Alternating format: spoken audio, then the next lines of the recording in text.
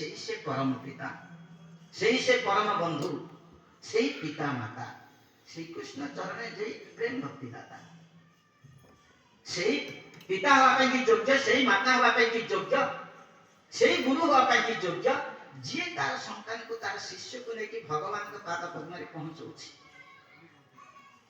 ସମସ୍ତେ ହେଇପାରିବେ ନାହିଁ।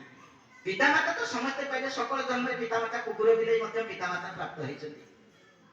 ସେଇ ପିତା, ସେଇ ମାତା, ସେଇ ସନ୍ତାନଟାକୁ ନେଇକି ଭଗବାନଙ୍କ ପାଖରେ ପହଞ୍ଚେଇ ପାରିବେ, ସେଇ ସନ୍ତାନଟାକୁ ନେଇକି ବୈକୁଣ୍ଠରେ ପହଞ୍ଚେଇ ପାରିବେନି, ଭଗବାନଙ୍କ ସେବାରେ ନିଯୁକ୍ତ କରିଦେଇ ପାରିବେନି।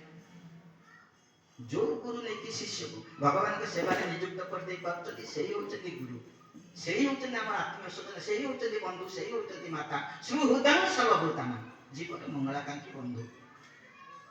ତ ସେଇ ଗୁରୁଦେବ କୁ ଆମେ ପ୍ରାପ୍ତ ହେଇଛେ, ସେଇ ଗୁରୁଦେବ ଆମକୁ ଭକ୍ତି ରାଜ୍ୟକୁ ଆଣିଛନ୍ତି, ସେଇ ଗୁରୁଦେବଙ୍କ ଭକ୍ତି ରାଜ୍ୟରେ ଆମେ ଅଛେ।